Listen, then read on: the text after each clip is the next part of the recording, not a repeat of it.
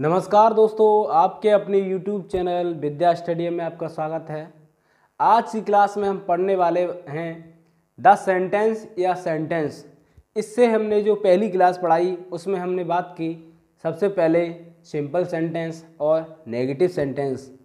तो आज हम बात करने वाले हैं सेंटेंस का अगला जो भाग है हमारा इंटेरोगेटिव सेंटेंस और एक्सक्लेमेटरी सेंटेंस। बारीकी से पढ़ेंगे, समझदारी से पढ़ेंगे, थोड़ा ध्यान लगाकर पढ़ेंगे और 1 या 2 नंबर का आपके जो हाई स्कूल वाले हमारे जो छोटे भाई बहन हैं उनके लिए बहुत ही खास होने वाली है। तो यदि आप हमारे चैनल पर पहली बार आ रहे हैं तो वीडियो को लाइक कर लें, चैनल को सब्सक्राइब कर लें और बेल आइकन दबा लें, जिससे आने वाला नोटिफिकेशन आप तक आसानी से पहुंच सके। और अपने यार दोस्तों को शेयर कीजिएगा क्लास, जिससे छोटे भाई बहन हैं आसानी से समझ सकें। कहीं भी उन्हें यूट्यूब पर फ्री में पढ़ने को नहीं मिल रहा है तो वो यहाँ पे आराम से फ्री में सारी क्लासें अटेंड कर सकते हैं। चलिए चलते हैं। तो सबसे पहले हम बताना चाहेंगे कि जो हमारी पिछली क्लास हुई उसमें हमने सबसे पहले आपको पढ़ाया सिंपल सेंटेंस और सिंपल सेंटेंस के साथ साथ ही हमने पढ़ाया नेगेटिव सेंटेंस यानी नकारात्मक वाक्य और साधारण वाक्य। आज हम बात करने वाले हैं इंटरोगेटिव सेंटेंस और एक्सक्लेमेटरी सेंटेंस। तो दिल थाम कर बैठिएगा, आपकी हर पॉइंट हर स्टेप आपकी समझ में आने वाला है।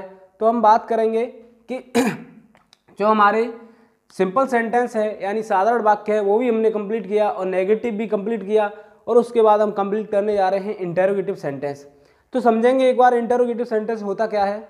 यानी प्रश्न चिन्हता, किसी वाक्य में प्रश्न चिन्हता का आ जाना, यानी अंत में प्रश्न चिन्ह का लग जाना, यानी किसी वाक्य में प्रश्न का पूछा जाना ही हमारा इंटरोगेटिव यानी प्रश्नवाचक वाक्य कहलाता है। एक बार दोबारा से समझेंगे, किसी वाक्य में प्रश्न पूछा जाना ही हमारा इंटरोगेटिव यानी प्रश्न, समझने वाले हैं कि प्रश्नवाचक वाक्य कहलाता है। एक बार दोबारा से हम यहाँ समझाएंगे आपको कि जो इंटरोगेटिव है हमारा सेंटेंस, इंटरोगेटिव उसे हम समझने वाले हैं कि जो कोई भी वाक्य यदि इंटरोगेटिव है तो कैसे है और क्यों है, उसे हम बारीकी से समझ रहे हैं। सबसे पहले हम बता दें जो इंटरोगेटिव सेंटेंस होते हैं वो 2 टाइप यानी 2 प्रकार के होते हैं।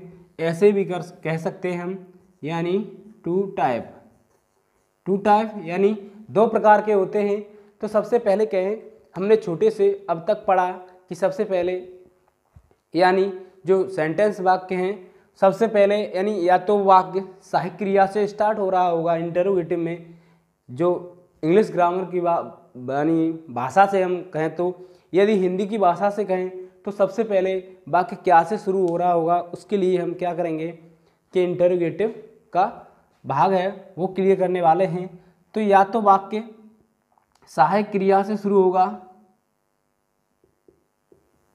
सहायक क्रिया यानी कोई भी वाक्य दिया गया है या तो वो सबसे पहले सहायक क्रिया से स्टार्ट हो रहा होगा। यदि वह वाक्य सहायक क्रिया से स्टार्ट नहीं हो रहा तो क्या होगा जो प्रश्न सूचक शब्द होते हैं,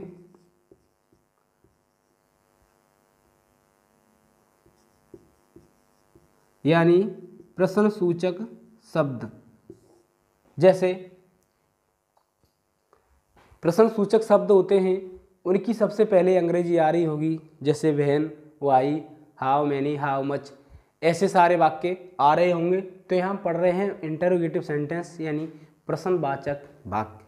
तो कोई वाक्य कब और कैसे हो सकता है उसके लिए हम आपको समझा रहे हैं। तो हमारा जो हाई स्कूल का आज का पोर्शन है उसमें हम कंप्लीट कर रहे हैं सेंटेंस या द सेंटेंस। तो बारीकी से समझेंगे, ज़्यादा कुछ नहीं है समझने के लिए, 1 से 2 नंबर हमारा कंप्लीट हो जाएगा आज की क्लास में। तो यहाँ हम जो भी पढ़ रहे हैं उसे एकदम का बेहतर कंटेंट के साथ पढ़ने वाले हैं। तो सबसे पहले यदि कोई वाक्य सहायक क्रिया से स्टार्ट होता है तो वाक्य कैसा होगा वो समझने वाले हैं। फिर प्रश्न सूचक शब्द से शुरू होने वाला है, यानी इंटरोगेटिव जो शब्द होते हैं उनसे शुरू होगा तो वाक्य कैसा होगा। तो हम यहाँ आपके लिए पहला ही एग्जाम्पल ले रहे हैं जिसमें समझा रहे हैं हम। सबसे पहले हम बात करेंगे कि डज, सी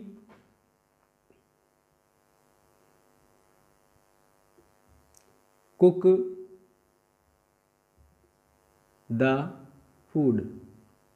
यहाँ अंत में हम क्या करेंगे, प्रश्न चिन्ह लेंगे, यानी सहायक क्रिया से शुरू। हमने आपको बताया कि कोई वाक्य कब शुरू हो रहा होगा सहायक क्रिया से, कि जब इंटरोगेटिव होगा तो सबसे पहले या तो उस वाक्य में सहायक क्रिया आ रही होगी।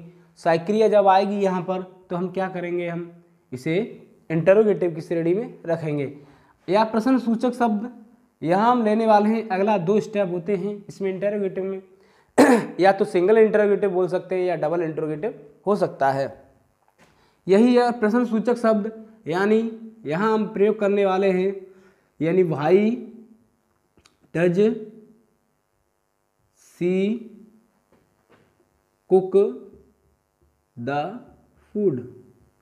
जो हमने आपके लिए वाक्य लिया है ऊपर और नीचे एक ही वाक्य है और एक ही वाक्य के माध्यम से आपको समझा रहे हैं।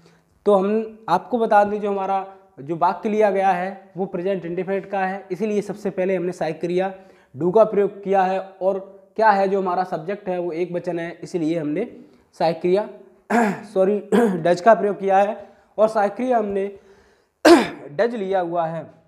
अब यहाँ पर हम बात कर रहे हैं सबसे पहले, यानी फर्स्ट, यानी सिंगल इंटरोगेटिव। सिंगल इंटरोगेटिव जब वाक्य होगा तो सबसे पहले सहायक क्रिया का प्रयोग होगा, और जब डबल इंटरोगेटिव वाक्य होगा तो कब, कहाँ, क्यों, कैसे आदि शब्दों की सबसे पहले अंग्रेजी होगी। तो यहाँ पर जो स्टेप लिया गया है वो यही लिया गया है। अब यही बात करेंगे हम कि जो इंटरोगेटिव सेंटेंस है और उसको यदि वाक्य को दिया गया है तो साधारण कैसे बनाएंगे, नेगेटिव कैसे बनाएंगे, वो समझने वाले हैं।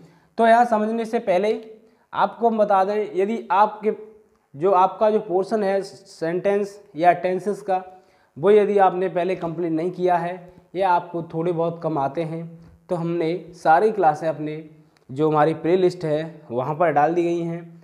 आप बारीकी से वहाँ पर पढ़ सकते हैं, थोड़ा टाइम व्यतीत कीजिएगा, सब कुछ समझ में आने वाला है। यदि आपकी इंग्लिश ग्रामर बिल्कुल जीरो है, जीरो से भी आप हीरो बन सकते हैं।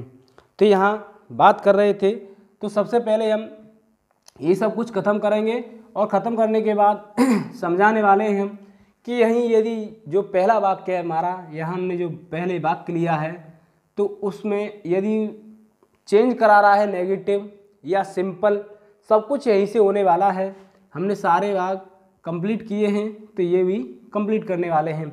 यहाँ does she cook the food, अंत में प्रश्न चिन्ह है। यदि इसी वाक्य को वो जो एग्ज़ाम में पूछा गया कि इसी को हम साधारण सेंटेंस कैसे बना सकते हैं, पहला हमारा होगा कि सिंपल सेंटेंस बनाना है हमें, तो क्या करेंगे हम, सिंपल सेंटेंस बनाने के लिए वही प्रक्रिया होगी, वही सब कुछ आना चाहिए हमें, टेंसेस का आना बहुत ज़रूरी है।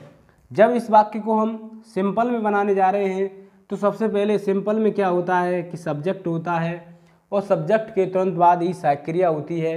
लेकिन हम ध्यान देंगे यहाँ प्रेजेंट इंडेफिनिट टेंस है और हमें बिल्कुल एकदम सिंपल बनाना है। तो एक बार बता दें, जिन हिंदी वाक्यों के अंत में ता है, ती है, ते है आदि शब्द आते हैं, प्रेजेंट इंडेफिनिट टेंस होता है। जहाँ साधारण वाक्यों में एक वचनकर्ता के साथ क्रिया की फर्स्ट फॉर्म में एस या ई जोड़ते हैं, वही स्टेप यहाँ आने वाला है।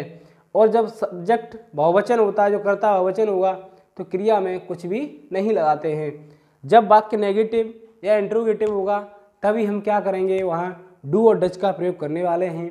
एक वचनकर्ता के साथ डज का प्रयोग और बहुवचनकर्ता के साथ डू का प्रयोग करते हैं। तो यहाँ हमारा एक वचनकर्ता है और हमें क्या है, इंटरोगेटिव को सिंपल सेंटेंस में चेंज करना है। तो क्या करेंगे, हम यहाँ से उठा के स्टेप डायरेक्ट हम पहुँच जाएंगे क्रिया पर, और क्रिया हमारी क्या है, कुक।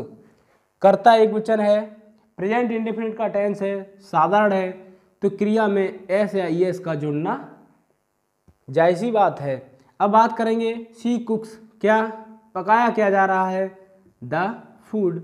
और इस प्रकार से हमारा जो वाक्य है सिंपल सेंटेंस वो कंप्लीट हो जाता है। एक बार दोबारा समझेंगे, जब हम प्रेजेंट इंडेफिनिट का टेंस है और उसे हम इंटरोगेटिव, सिंगल इंटरोगेटिव को क्या कर रहे हैं, हम चेंज कर रहे हैं, चेंज इनटू द यानी सिंपल सेंटेंस, तभी क्या हुआ हमारा कि क्रिया में एस या ई एस जुड़ जाएगी। यानी सी कुक्स द फूड, वह खाना पकाती है। पहले में जो वाक्य दिया गया है क्या हुआ, खाना पकाती है, तो वाक्य हुआ हमारा शी कुक्स द फूड, यानी सिंपल सेंटेंस। यदि यही जो वाक्य दिया गया है, जो हमने ये तो रहा सिंपल का, अब यहाँ पर हम नेगेटिव का स्टेप पढ़ने वाले हैं कि यदि इन दो वाक्यों में नेगेटिव दिया गया होता, पूछा होता कि आप नेगेटिव में परिवर्तित कीजिए, तब क्या करते हम? तब का स्टेप हमारा वही है कि सब्जेक्ट के तुरंत बाद ही जब इंटरोगेटिव होगा तो हम नॉट का प्रयोग करते हैं। पहला स्टेप हमारा, जब वाक्य इंटरोगेटिव है या सिंगल इंटरोगेटिव या डबल इंटरोगेटिव कह सकते हैं, तो सब्जेक्ट के तुरंत बाद ही हम क्या करेंगे? नॉट का प्रयोग करेंगे। और इस प्रकार से हमारा सिंपल सेंटेंस, नेगेटिव सेंटेंस और इंटरोगेटिव सेंटेंस का स्टेप खत्म होने वाला है।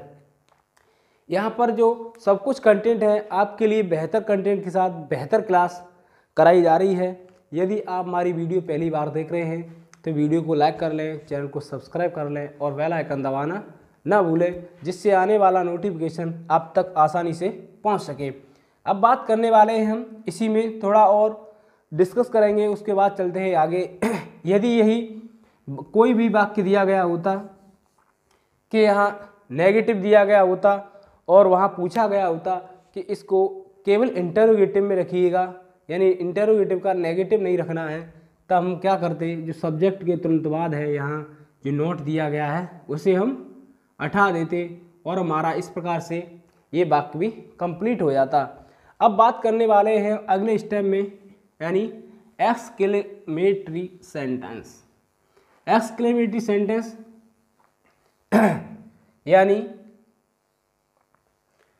किसी वाक्य को एक आश्चर्य तरीके से देखना, किसी चीज़ को आश्चर्य तरीके से देखना क्या कहलाएगा? हमारा आश्चर्यजनक वाक्य कहलाएगा। तो एक्सक्लेमेटरी का अर्थ ही होता है यानी एकदम आश्चर्य के साथ देखना, ओह आह, यानी एक्सक्लेमेटरी। जो एक्सक्लेमेटरी होता है उसका जो चिन्ह होता है उसे हम समझने वाले हैं। तो एक्सक्लेमेटरी का चिन्ह होता है ये। यदि किसी वाक्य में पूछा गया कि यहाँ कौन सा वाक्य है तो हम समझेंगे, यदि सिंपल सेंटेंस होगा तो उसमें फुल स्टॉप होगा और कुछ नहीं दिया गया होगा, न इंटरोगेटिव होगा, न नोट दिया गया होगा, नेगेटिव होगा। यदि वाक्य में इंटरोगेटिव है तो सबसे पहले या तो सहायक क्रिया होगी या प्रश्न चिन्ह शब्द होंगे। एक्सक्लेमेटरी जब वाक्य दिया गया होगा तो उसके अंत में हम देखेंगे कि जो चिन्ह आता है वो कौन सा चिन्ह है। एक्सक्लेमेटरी का ये वाला चिन्ह है, तो आप समझिएगा। तो सबसे पहले हम समझने वाले हैं कि एक्सक्लेमेटरी होता क्या है। यानी आश्चर्य के साथ किसी चीज़ को देखना। तो यहाँ सबसे पहले हम आपके लिए एक एग्जाम्पल लेने वाले हैं और हम समझेंगे कि किस प्रकार से किसी वाक्य में भी आश्चर्य हो सकता है। जैसे हम एग्जाम्पल ले रहे हैं, she is very beautiful. She is very beautiful. एक बार समझेंगे हम। यहाँ हमने जो वाक्य लिया है आपके लिए बहुत ही यानी अच्छा साबित होने वाला है। आप समझ जाएंगे एक ही वाक्य में कि सी इज वेरी ब्यूटीफुल। हमारा वाक्य है वो कैसा है? हमने बिल्कुल एकदम सिंपल सेंटेंस लिया है, ना तो नेगेटिव है ना इंटरोगेटिव है। तो हम क्या करेंगे? वाक्य की दृष्टि से हम वाक्य को देखकर ही समझेंगे कि वाक्य में क्या किया गया है। तो यहाँ हम जब पढ़ रहे हैं एक्सक्लेमेटरी तो बात करने वाले हैं हम, जाहिर सी बात है, एक्सक्लेमेटरी की। तो इस वाक्य को हम एक्सक्लेमेटरी कैसे बना सकते हैं? एग्जाम में आपके पूछा गया होगा कि change into the exclamatory sentence, यानी एक्सक्लेमेटरी सेंटेंस चेंज करने के लिए हम वाक्य को समझेंगे एक साथ आश्चर्य कैसे हो सकता है, उसे समझने वाले हैं कि सी इज वेरी ब्यूटीफुल, वह बहुत सुंदर है। यदि वह बहुत सुंदर है, एक बार हम जैसे हमें हमारे मन में जो भी आश्चर्य उठा हो, ओह हाउ ब्यूटीफुल, ऐसे बोलेंगे, तब हम इसको चेंज करेंगे, यानी हम चेंज करने वाले हैं एक्सक्लेमेटरी सेंटेंस में। तब ये वाक्य होगा, तब हमारा स्टार्ट होगा कि हाउ ब्यूटीफुल, हाउ ब्यूटीफुल। समझेंगे एक बार। वह सी इज वेरी ब्यूटीफुल, वह बहुत सुंदर है, तो वह कितनी सुंदर है, यानी समझने वाले हैं how beautiful, oh how beautiful. यानी हाउ ब्यूटीफुल, समझेंगे एक बार दोबारा से, थोड़ी समझाने में दिक्कत हो रही है कि सी इज वेरी ब्यूटीफुल, वह बहुत सुंदर है। तो उसे हमें एक आश्चर्य तरीके से देखना है, आश्चर्यजनक तरीके से देखते हैं। यानी जब हम किसी भी शादी पार्टी में जाते हैं, किसी को देखकर एकदम आश्चर्यचकित रह जाते हैं, oh how beautiful she is, यानी तो वह कितनी सुंदर है, उसे समझने वाले हैं हम। तो यहाँ हाउ ब्यूटीफुल, जब हम सब्जेक्ट लेंगे सी इज और अंत में हम ये वाला चिन्ह जरूर लगाने वाले हैं। ये चिन्ह हमने यदि इस वाक्य में नहीं लगाया होता तो ग्रामर की दृष्टि से हमारा वाक्य गलत होता और ये वाक्य हमारा एक्सक्लेमेटरी होता ही नहीं। हम समझने वाले हैं कि सी इज वेरी ब्यूटीफुल, वह बहुत सुंदर है, यानी बहुत सुंदर है। तो हमें क्या होगा, उसे देखकर आश्चर्य होगा। जब हमें आश्चर्य होगा तो हमें वाक्य परिवर्तित करना होगा कि एक्सक्लेमेटरी में चेंज कर रहे हैं कि सी इज वेरी ब्यूटीफुल, तो हाउ ब्यूटीफुल सी इज, वह कितनी सुंदर है। ये तो रहा हमारा पहला, यानी साधारण वाक्य से एक्सक्लेमेटरी कैसे चेंज करते हैं। अब हम बात करेंगे यहीं अगले एग्जाम्पल से या इसी एग्जाम्पल से कि यदि वाक्य कैसा दिया गया है। सबसे पहले हमारा कि एक्सक्लेमेटरी वाक्य दिया गया है और वहाँ पूछा गया है कि change into the simple sentence, तब हम क्या करेंगे, सबसे पहले हम ध्यान देंगे सब्जेक्ट पर। जो हमारा सब्जेक्ट दिया गया है उसे हम लेंगे सबसे पहले, और जो सहायक क्रिया दी गई है पीछे उसे भी हम क्या करेंगे, कर्ता के यानी सब्जेक्ट के तुरंत बाद ही रखेंगे कि सी इज। अब हाउ ब्यूटीफुल है, हाउ का मतलब हो गया बहुत सारी सुंदरता है, जैसे हम आश्चर्यचकित हो गए हैं, यानी यहाँ इसके स्थान पर हम प्रयुक्त करने वाले हैं वेरी, और ब्यूटीफुल को ब्यूटीफुल रखेंगे। यदि इसे चेंज कर देंगे तो क्या होगा, वो ब्यूटीफुल नहीं रहेगा। तो समझेंगे एक बार कि सी इज वेरी ब्यूटीफुल। पहले हमने सी इज वेरी ब्यूटीफुल से how is beautiful, how beautiful she is पर गए। अब बात कर रहे हैं सी इज, जो सब्जेक्ट और सहायक क्रिया पीछे दिया गया है उसे हम तुरंत सबसे पहले लेंगे और हम क्या करेंगे, हाउ की जगह क्या करेंगे, बहुत सारी सुंदरता दिखाएंगे। तो हम क्या करने वाले हैं, वेरी ब्यूटीफुल का प्रयोग करने वाले हैं। और इससे ज़्यादा आपके एग्जाम में नहीं पूछा जाने वाला, क्योंकि जो हमारे छोटे भाई बहन हैं वो इतना दिमाग नहीं लगाएंगे और वाक्य को क्या करेंगे, पूरी तरह से गलत कर सकते हैं। इसलिए छोटे छोटे वाक्य हमेशा से पूछे जाते हैं और पूछे जाते रहेंगे। तो आज की क्लास में हम आपके लिए यानी द सेंटेंस या जो सेंटेंस है वो कंप्लीट करते हैं, और आगे की जो क्लास हैं वो धीरे धीरे आपके लिए यानी हमारे माध्यम से दी जाएंगी। तब तक के लिए आप इन क्लासों को रिवाइज़ कीजिएगा। रिवाइज़ करने के बाद आपके पास भी जो भी मॉडल है या जो भी आपके पास कंटेंट है ये वहाँ से आप जाकर पढ़ सकते हैं। तो यदि आप हमारे वीडियो पर पहली बार आए हैं या हमारे चैनल पर पहली बार आ रहे हैं या हमारी वीडियो पहली बार देख रहे हैं तो वीडियो को लाइक कर लें, चैनल को सब्सक्राइब कर लें और बेल आइकन दबा लें, जिससे आने वाला नोटिफिकेशन आप तक आसानी से पहुंच सके। और आप सभी लोग, मेरे जो भी छोटे भाई बहन हैं, वो सभी जो ये वीडियो है उसे और सारे लोगों तक पहुंचाएं, अपने यार दोस्तों को, मित्रों को यानी चाहने वालों तक पहुंचा दें, जिससे मुझे थोड़ा सा मोटिवेशन मिल सके और आप तक नोटिफिकेशन मिल सके। अगली क्लास में आएंगे, तब तक के लिए आप इन्हीं वीडियो को देखिएगा और मिलते हैं अगली क्लास में। तब तक के लिए जय हिंद, जय भारत।